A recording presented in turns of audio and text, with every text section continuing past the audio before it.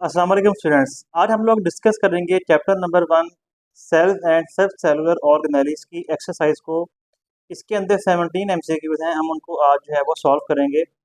तो first of all इसको हम स्टार्ट करते हैं।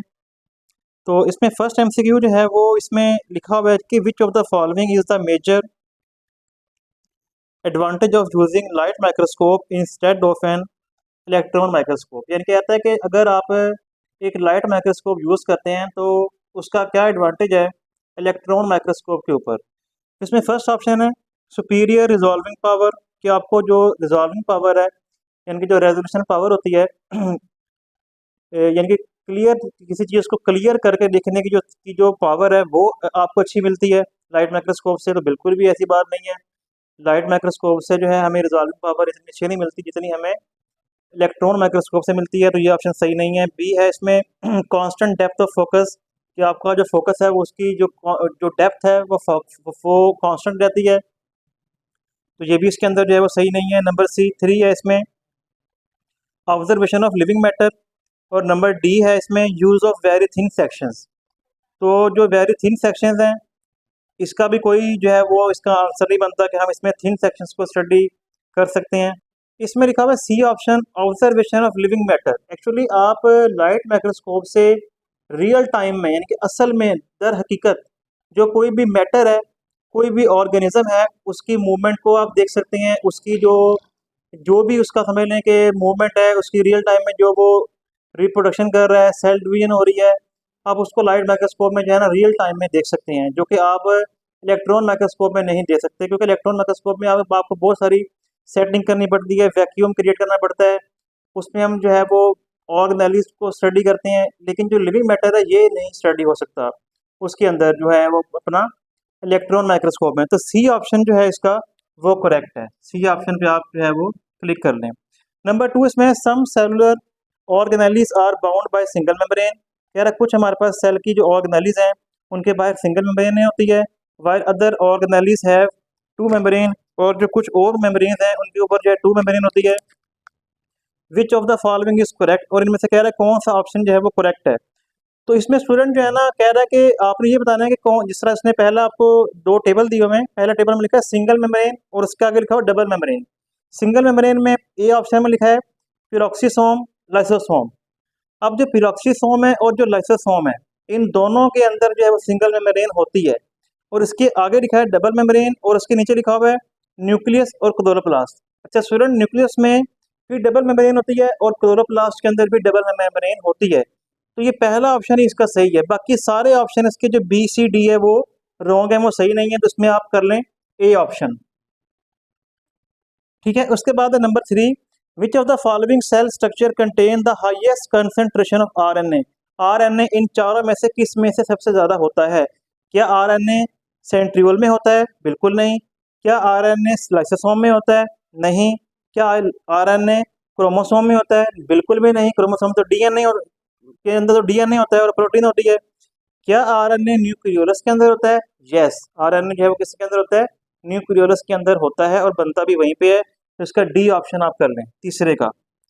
थर्ड का आप लिख लें जी क्या, डी ऑप्शन। ओके, उसके बाद है जी a tadpole's tail is gradually broken down. कह रहा है टैडपोल था जिससे ना फ्रॉग बनता है, फिर उसकी टेल ब्रोक हो गई है during the Metamorphosis into an adult frog. ठीक है, जब वो मेटामॉर्फोसिस हुई यानी कि उसके अंदर जो है वो चेंजिंग्स आई और वो एक पूरा बड़ा फ्रॉग बन गया। तो इसमें कह रहा है कि which organelle which organelle increases in number in the cell of the tail at this time. कह रहा है उसकी टेल जब टूटी तो उसमें कौन सी ऑर्गेनेली का नंबर बढ़ गया। तो हमें पता है जब भी सेल्स ब्रेक होते हैं तो उसके अंदर कौन सी ऑर्गेनेली जो है वो उसका नंबर बढ़ता है। इसमें उसने लिखा हुआ है जी ए ऑप्शन में लिखा है सेंट्रियोल, बिल्कुल नहीं। एंडोप्लाज्मिक रेटिकुलम, बिल्कुल भी नहीं। सी ऑप्शन गोल्गी कॉम्प्लेक्स, बिल्कुल भी नहीं। बाकी बचता है D D option lysosome. Lysosome जो होते हैं इनका नंबर जैसे इंक्रीज होगा ये ब्रस्ट होंगे, इनके अंदर से क्या निकलेगा, इनके अंदर से एंजाइम निकलेंगे और वो सेल ब्रेक होना शुरू हो जाएंगे और उसकी जो टैडपोल की टेल है वो क्या हो जाएगी, वहां से ब्रेक हो जाएगी। तो डी ऑप्शन नंबर 4 में आप लगा लें। Number 5 which of the following organelle always contain DNA, कह रहा है कौन से ऑर्गेनेल में हमेशा आपको डीएनए मिलेगा? सेंट्रियोल में, ए ऑप्शन में है सेंट्रियोल। नंबर 5 हम पढ़ रहे हैं, सेंट्रियोल में कोई डीएनए नहीं होता। गोल्जी कम्प्लेक्स में, इसके अंदर भी कोई डीएनए नहीं होता। लाइसोसोम में कोई डीएनए नहीं होता।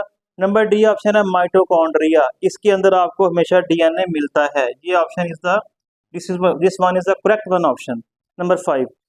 ठीक है, number 6, which distinguish a prokaryotic cell from eukaryotic cell, कह रहा है प्रोकैरियोटिक सेल को कौन सी चीज यूकैरियोटिक सेल से डिफरेंट बनाती है? तो नंबर ए ऑप्शन है, prokaryotic cell have a cell wall and a nucleus.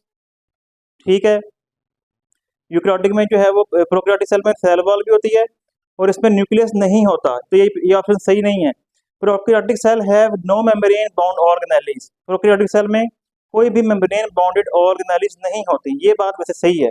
सी देखते हैं, सी में लिखा है प्रोकैरियोटिक सेल हैव सेंट्रियोल, तो प्रोकैरियोटिक सेल के अंदर जो है वो सेंट्रियोल नहीं होते, मेरा ख्याल है सेंट्रियोल नहीं होते उसके अंदर। Prokaryotic cell have no ribosome, नहीं, प्रोकैरियोटिक सेल में राइबोसोम भी होते हैं, यूकैरियोटिक में भी राइबोसोम होती है, प्रोकैरियोटिक में सेंट्रियोल नहीं होता। ठीक है, लेकिन जो यहाँ पे लिखा है ना prokaryotic cell have no membrane bound organelles, अच्छा, प्रोकैरियोटिक सेल में कोई भी जो है ना मेम्ब्रेन बाउंड ऑर्गेनेलिज नहीं होती, ये बात सही है। यही चीज जो है तो प्रोकैरियोटिक सेल को यूकैरियोटिक सेल से क्या बनाती है? डिफरेंट बनाती है, क्योंकि यूकैरियोटिक में जो ऑर्गेनेलिज हैं वो वो भी होती हैं, नहीं, जो prokaryotic cell have no membrane bound organelles, लेकिन जो यूकैरियोटिक सेल होता है उसमें भी कुछ ऐसी ऑर्गेनेलिज होती हैं जो कि मेम्ब्रेन बाउंडेड नहीं होती। Prokaryotic cell have a centriole, prokaryotic cell में कह रहा है कि सेंट्रियोल होता है। Which distinguishes a prokaryotic cell from a eukaryotic cell. हाँ जी, इसमें आप लोग जो है ना वो बी ऑप्शन ही करें कि प्रोकैरियोटिक सेल जो है have no membrane bound organelles, prokaryotic cell में कोई भी मेम्ब्रेन बाउंडेड ऑर्गेनेलिज जो है वो नहीं होती, लेकिन यूकैरियोटिक सेल में जो है वो मेम्ब्रेन बाउंडेड ऑर्गेनेलिज वो होती हैं। यही चीज़ जो है वो इसको क्या करती है, प्रोकैरियोटिक सेल को यूकैरियोटिक सेल से डिफरेंशिएट करती है। तो इसमें आप कर लें जी बी ऑप्शन, नंबर 6 में आप कौन सा कर लें? हाँ जी, बी ऑप्शन कर लें। ठीक है, number 7, the elasticity of the plasma membrane demonstrate that it is made up of in part of, के इलास्टिसिटी है ना जो प्लाज्मा मेम्ब्रेन में जो इलास्टिसिटी होती है वो किस वजह से होती है? क्या वो लिपिड्स की वजह से होती है, न्यूक्लिक एसिड की वजह से होती है? नंबर सी ऑप्शन है कार्बोहाइड्रेट की वजह से होती है, डी ऑप्शन प्रोटीन की वजह से होती है। तो इलास्टिसिटी जो प्लाज्मा मेम्ब्रेन में होती है वो डिमॉन्स्ट्रेट करती है, वो इस वजह से होती है कि ये लिपिड की वजह से जो है ना, लिपिड की जो मेम्ब्रेन होती है ना, लिपिड बाई लेयर, इस वजह से जो है ना इसके अंदर जो है ना वो इलास्टिसिटी होती है प्लाज्मा मेम्ब्रेन के अंदर। तो इसमें आप जो है वो ऑप्शन नंबर 7 में ए कर लें, 7 में ऑप्शन नंबर आप जो है वो ए कर लें। ठीक है, cell wall of plant cell is different from that of prokaryotes in, cell wall जो प्लांट सेल की है वो कह रहा है कि यूकैरियोटिक सेल प्रोकैरियोटिक सेल से किस तरह डिफरेंट है? Both structure and chemical composition की वजह से, structure only, chemical composition C option only, number of layers only. Plant cell जो है कह रहा है प्रोकैरियोटिक से किस तरह डिफरेंट है?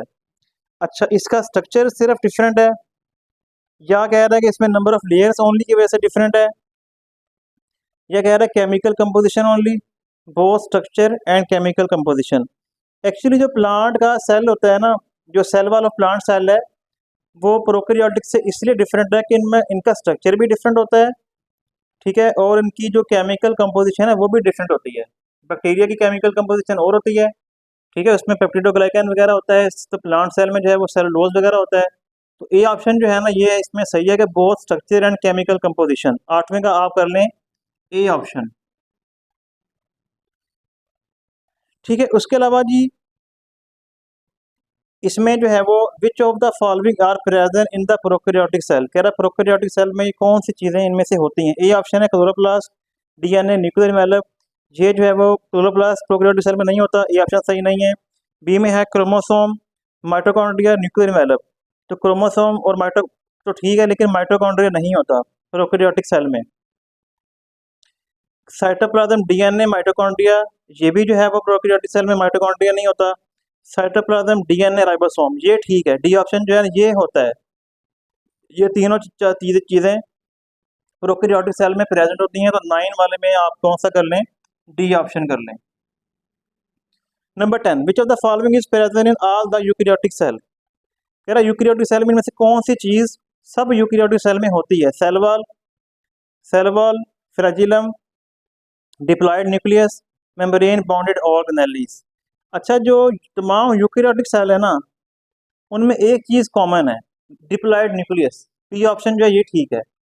सब में जो है ना, जो न्यूक्लियस होता है यूकैरियोटिक सेल में, वो डिप्लॉयड होता है, क्योंकि जो प्रोकैरियोटिक सेल है उसको आमतौर पे हम जो है ना वो हैप्लॉयड सेल कंसिडर करते हैं। तो बी ऑप्शन जो है ना, डिप्लॉयड न्यूक्लियस, ये सब में कॉमन है। ठीक है ना, बी ऑप्शन 10वें का बी ऑप्शन ठीक है। उसके बाद which of the following would be prominent in the secretory cell than non secretory cell. कह रहा है आपकी बॉडी में कोई सेक्रेटरी सेल है, इसमें कौन सी चीज इनमें से कॉमन होगी? लाइसोसोम नहीं कॉमन है, बी गोल्गी कॉम्प्लेक्स नहीं कॉमन है, माइटोकॉन्ड्रिया भी कॉमन नहीं होगा, राइबोसोम राइबोसोम इसमें सॉरी जो बी ऑप्शन है ना गोल्गी कॉम्प्लेक्स, ये सेक्रेटरी सेल में कॉमन होगा, क्योंकि गोल्गी कॉम्प्लेक्स जो है ज़्यादातर ये सिक्रेशंस का काम करता है। तो बी ऑप्शन जो होगा ये कॉमन, ये बी ऑप्शन इसका सही है। 11 का आप कौन सा कर लें? B option. Number 12, when a glycoprotein is being synthesized for secretion from a cell, which route is it best most likely to take। कह रहे हैं, में से कौन, अगर कोई ग्लाइकोप्रोटीन जब बनती है तो उसका सबसे बेस्ट रूट कौन सा हो सकता है इनमें से? एक्चुअली ग्लाइकोप्रोटीन जो होती है ना, इस ये पहले प्रोटीन बनती है रफ एंडोप्लाज्मिक रेटिकुलम से बन के निकलती है। ठीक है, और वहाँ रफ एंडोप्लाज्मिक रेटिकुलम के ऊपर जो राइबोसोम होते हैं ना, वो प्रोटीन बना के वहाँ से निकलती है। फिर वो प्रोटीन आती है गोल्जी के पास, गोल्जी उसको मॉडिफाई करता है ग्लाइकोप्रोटीन में, फिर वो जाती है कहाँ पे? स्मूथ एंडोप्लाज्मिक रेटिकुलम के पास। तो इसमें जो है ना ए ऑप्शन नहीं है, बी ऑप्शन इसमें जो है ना वो सही है। पहले आर ई आर आएगा, फिर गोल्जी कॉम्प्लेक्स आएगा, फिर एस सी आर आएगा। तो ये आप 12वें में बी ऑप्शन कर लें, तरतीब के अंदर ना ये बनती है। Number 13, in what way do the various membrane of a eukaryotic cell differ. कह रहा है यूकैरियोटिक सेल की मेम्ब्रेन आपस में क्यों डिफरेंट हैं? तो इसमें आप लोग कर लें जी कि इसमें जो है ना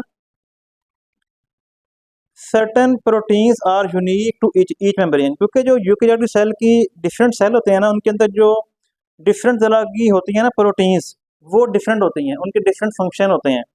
इस वजह से जो है ना, वो जो हमारे पास यूकैरियोटिक सेल की मेम्ब्रेन होती है वो डिफरेंट होती है। ठीक है ना, in what way do the various membrane of a eukaryotic cell differ. ठीक है, प्रोटीन वाला इसमें करें ना आपके, certain proteins are unique to each membrane, के हर मेम्ब्रेन में जो प्रोटीन होती है हर सेल के अंदर वो डिफरेंट उसमें लगी होती हैं और उनके डिफरेंट फंक्शन होते हैं, क्योंकि फास्फोलिपिड्स भी इनके अंदर होते हैं। ठीक है, इसके अंदर जो है वो सेलेक्टिवली परमेबल भी होती है। और इसमें जो है वो डी ऑप्शन गलत है कि जी हाइड्रोफोबिक सर्फेस जो है वो साइटोप्लाज्म की तरफ होती है, ऐसे नहीं होता। तो बी ऑप्शन सही है, certain proteins are unique to each membrane, B option. 13 में कर लें B option. 14, which of the following process includes all other. कह रहा कौन सा प्रोसेस जो है ना वो इन सब के जरिए हो सकता है, यानी कि उसमें ये सब चीज़ें हो सकती हैं। तो इसमें लिखा हुआ है ना जो कि diffusion of a solute across a membrane, किसी भी सोल्यूट की जो डिफ्यूजन है ना, सोल्यूट का जो है ना, सोल्यूट की जो है ना वो जो डिफ्यूजन है, diffusion of a solute across a membrane, osmosis, facilitated diffusion, D option है पैसिव ट्रांसपोर्ट। कह रहा है कि इसमें कौन सा जो प्रोसेस है ना उसमें बाकी सब भी हो सकते हैं। अच्छा, इसके अंदर जो ऑस्मोसिस है उसके अंदर जो है फैसिलिटेटेड डिफ्यूजन नहीं होती, पैसिव ट्रांसपोर्ट में सिर्फ पैसिव ट्रांसपोर्ट होती है। अच्छा, यहाँ पे लिखा हुआ है जी diffusion of a solute across a membrane, B option जो है ना, ये जो सोल्यूट होता है ना मेम्ब्रेन के जरिए जो क्रॉस करता है मेम्ब्रेन को, इसके अंदर ऑस्मोसिस भी हो सकती है, वो फैसिलिटेटेड डिफ्यूजन के जरिए भी हो सकता है क्रॉस, और पैसिव ट्रांसपोर्ट के जरिए भी वो ट्रांसपोर्ट हो सकता है। तो इसमें 14 में आप बी ऑप्शन कर लें, बी ऑप्शन जो है इसमें इसके अंदर जो है वो बेस्ट है। विच of the following does not occur in the mitosis. कह रहा है माइटोसिस में इनमें से कौन सी चीज़ नहीं होती? कंडेंसेशन ऑफ क्रोमोसोम ये होती है, B option. Replication of the DNA, अच्छा माइटोसिस में जो है ना रेप्लिकेशन ऑफ डीएनए नहीं होती। सी में लिखा हुआ है सेपरेशन ऑफ सिस्टर क्रोमाटिड, ये भी होता है। स्पिंडल फॉर्मेशन ये भी होती है। तो बी ऑप्शन कर लें, रेप्लिकेशन ऑफ डीएनए ये नहीं होती माइटोसिस में, पहले होती है इससे, बी ऑप्शन। हाँ जी, बी ऑप्शन का ओके, इसके बाद जो 16 हमारा एमसीक्यू है, इसमें लिखा है cell signalling is the ability of a cell to receive a signal from the environment, transmit signal to the other cell, process signal within the cell, all of the above. इसमें D option कर लें। 16 में all of the above, जितने भी जो है ना ऊपर वाले प्रोसेस सारे इसके अंदर होते हैं। 17 में आप कर लें which of the following stem cell are known as true stem cell. तो ट्रू स्टेम सेल जो 17 में लिखा है बी ऑप्शन, जर्मी पोटेंट सेल, जो हमारी बॉडी का जर्म सेल होता है, इसको हम लोग जो है वो स्पर्म और एग भी कहते हैं। ये सेल हमारे पास जो है वो क्या कहलाते हैं, ये हमारे पास जो है वो ट्रू जो है वो स्टेम सेल होते हैं। तो ये आप इसका बी ऑप्शन जो है वो इसके ऊपर कर लें। तो बाकी इंशाल्लाह नेक्स्ट जो एक्सरसाइज है चैप्टर नंबर 2 की, वो हम नेक्स्ट लेक्चर में स्टडी करेंगे इंशाल्लाह। तो आज के लिए इतना ही। अल्लाह हाफिज़।